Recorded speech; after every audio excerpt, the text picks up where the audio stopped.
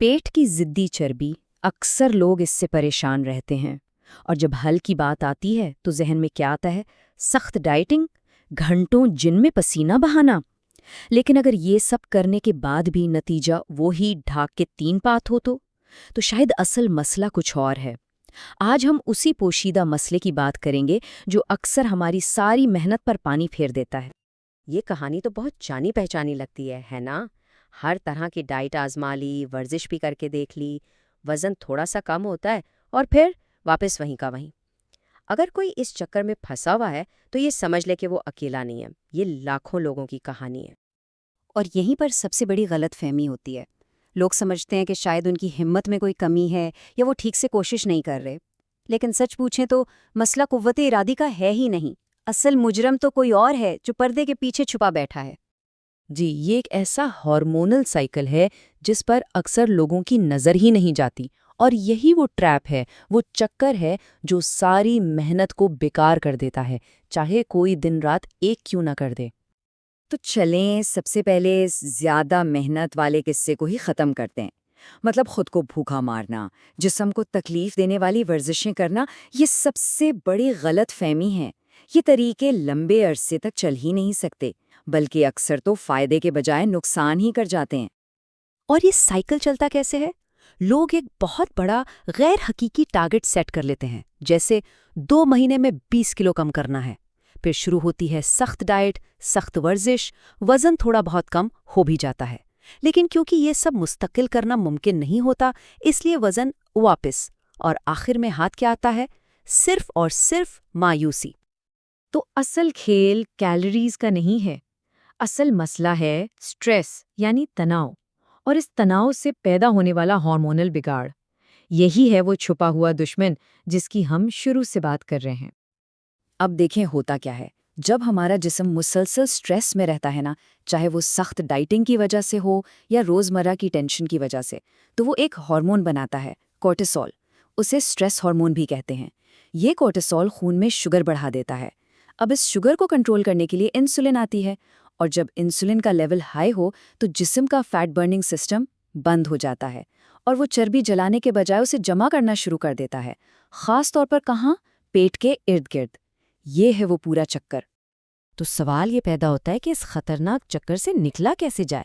اچھی خبر یہ ہے کہ اس کا حل کسی سخت ورزش میں نہیں، بلکہ چند بہت ہی آسان چھوٹی چھوٹی تبدیلیوں میں ہے۔ چلیں پہلی 3 ٹپس پر نظر ڈالتے ہیں۔ پہلا حل تو بہت ہی آسان ہے۔ دن کی شروعات کریں سیب کے سرکے سے۔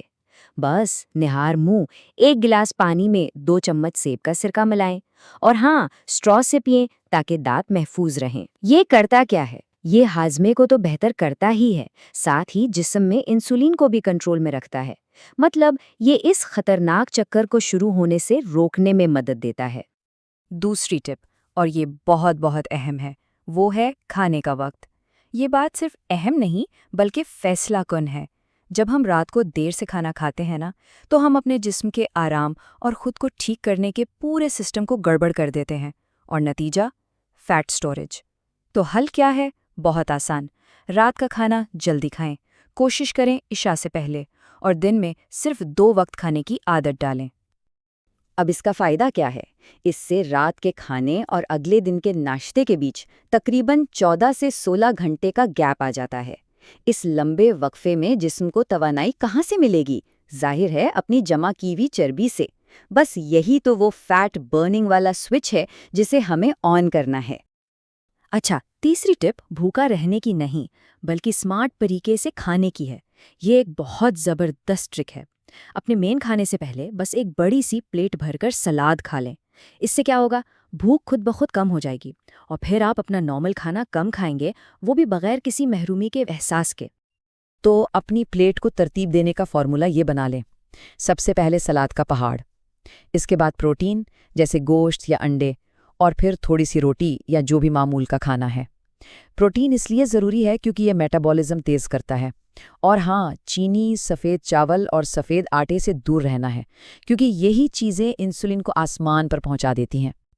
اچھا، اب کھانے پینے سے ہٹ کر ایک بہت ہی سادہ لیکن کمال کی ٹپ کی طرف آتے ہیں، اور اس کے لیے کسی جم کی بھی ضرورت نہیں ہے۔ اور وہ ٹپ ہے चहल कदमी, लेकिन एक खास तरीके से, अपने खाने से सिर्फ 10 मिनट पहले और फिर खाने के ठीक 10 मिनट बाद। बस, कुल मिलाकर 20 मिनट।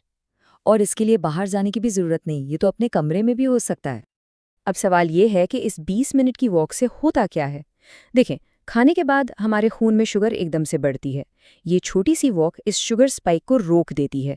जब शुगर नहीं बढ़ेगी तो इंसुलिन भी कंट्रोल में रहेगी, और जब इंसुलिन कंट्रोल में है तो जिस्म को चर्बी जमा करने का सिग्नल ही नहीं मिलेगा। कितना आसान है। और अब आते हैं इस आखिरी और सबसे अहम राज की तरफ, वो चीज़ जो इन सारी टिप्स को एक साथ जोड़ती है।